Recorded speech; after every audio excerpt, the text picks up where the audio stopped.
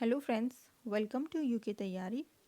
आज डिस्कस करेंगे विश्वविद्यालय शिक्षा आयोग से संबंधित कुछ महत्वपूर्ण प्रश्नों को।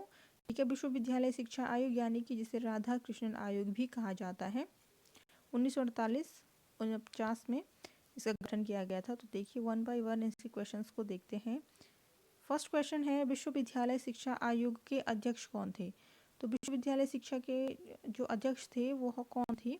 आयोग के अध्यक्ष थे doctor Sarvepalli Radhakrishnan. Okay, next है इसमें विश्वविद्यालय शिक्षा आयोग को अन्य किस नाम से जाना जाता है? तो विश्वविद्यालय शिक्षा आयोग को राधाकृष्णन आयोग के नाम से भी जाना जाता है। आगे दिया है, विश्वविद्यालय शिक्षा आयोग में कुल कितने सदस्य थे? तो विश्वविद्यालय आयोग में कुल 10 सदस्य थे। ठीक है, आगे देखिए कौन कौन से सदस्य थे, उनके नाम दिए हैं।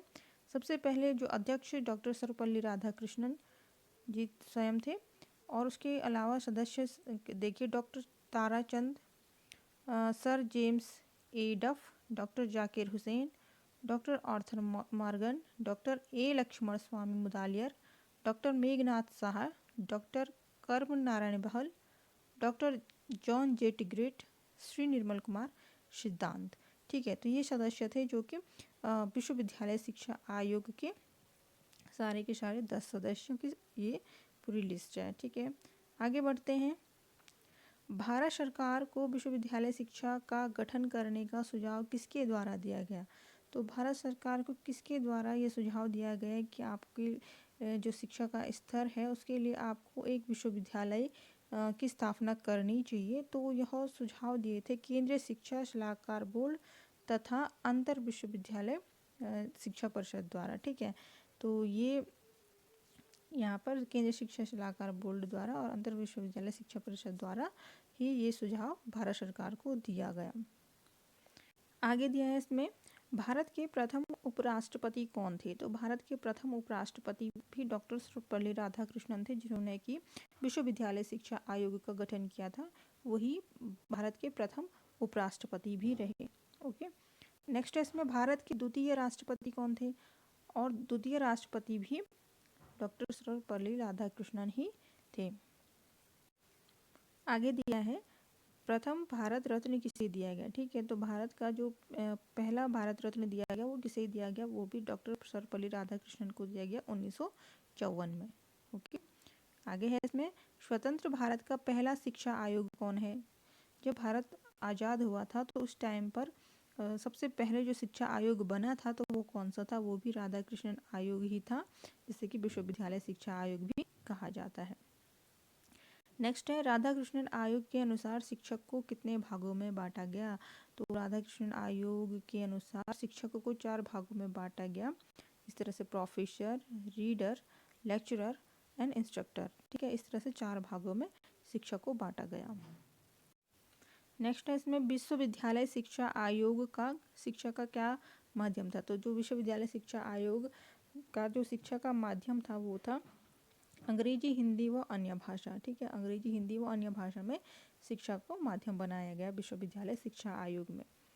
आगे है, राधाकृष्णन आयोग के पाठ्यक्रम के विषय क्या क्या थे? तो राधाकृष्णन आयोग यानी कि विश्वविद्यालय जो आयोग है उसके जो पाठ्यक्रम थे वो कौन कौन से थे? विषय बताए गए हैं। विषय थे कला, विज्ञान तथा सामान्य शिक्षण। ठीक है, तो ये पाठ्यक्रम थे। आगे दिया है, शिक्षण में समान कार्य समान वेतन की संस्तुति किस आयोग द्वारा दी गई? ठीक है, तो समान कार्य समान वेतन की संस्तुति भी विश्वविद्यालय शिक्षा आयोग द्वारा ही दी गई।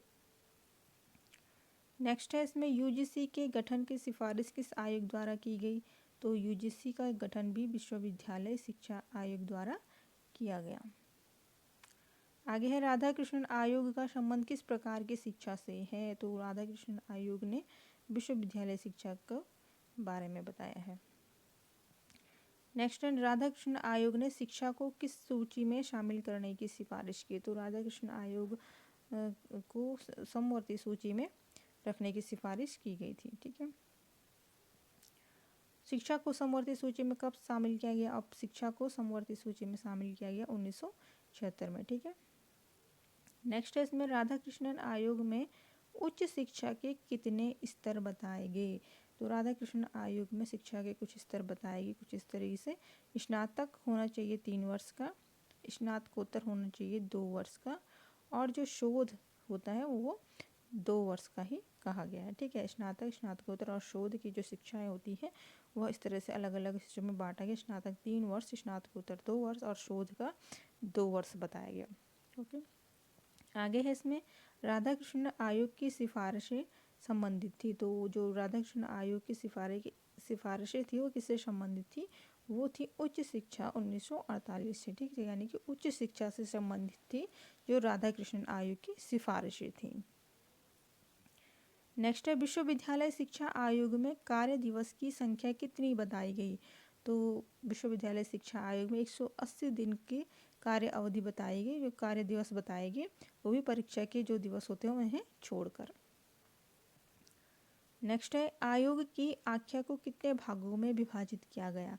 तो आयोग की जो आख्या थी जब वो बन के तैयार हुई तो उसे 15 भागों में यानी 15 अध्यायों में बांटा गया था, जो कि 747 पृष्ठों में बना हुआ था। ठीक है, आगे है विश्वविद्यालय शिक्षा आयोग का गठन कब हुआ। तो विश्वविद्यालय शिक्षा आयोग का गठन हुआ 4 नवंबर 1948 में। नेक्स्ट है विश्वविद्यालय शिक्षा आयोग का गठन किस लिए किया गया। तो जो विश्वविद्यालय शिक्षा आयोग का गठन था वो किस वजह से हुआ था, वो हुआ था भारतीय शिक्षा के स्तर में सुधार लाने के लिए। नेक्स्ट दिया है विश्वविद्यालय शिक्षा आयोग ने भारत सरकार को कब अपनी आख्या सौंपी। तो विश्वविद्यालय शिक्षा आयोग ने भारत सरकार को अपनी आख्या सौंपी थी 25 अगस्त 1949 को। ओके, 1949 को। नेक्स्ट है इसमें राधा कृष्ण आयोग ने शिक्षा के स्तर को बढ़ाने के लिए कौन से सुझाव दिए थे। तो राधा कृष्ण आयोग ने शिक्षा को स्तर को बढ़ाने के लिए सुझाव में कहा था शिक्षण संकाय के बारे में।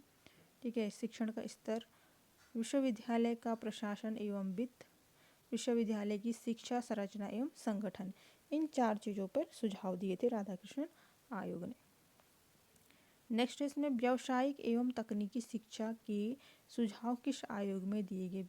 ठीक है, तो व्यावसायिक एवं तकनीकी शिक्षा के जो सुझाव दिए गए थे वो भी राधा कृष्ण आयोग में दिए गए थे। तो फ्रेंड्स ये थे राधा कृष्ण आयोग से संबंधित कुछ इम्पॉर्टेंट क्वेश्चंस। अगर आपको वीडियो अच्छा लगे तो प्लीज़ लाइक शेयर सब्सक्राइब कर दीजिए, और वीडियो की जो नोटिफिकेशन अगर आपको जल्द से जल्द चाहिए तो उसके लिए नोटिफिकेशन जो बेल आइकन है वो भी दबा दीजिए।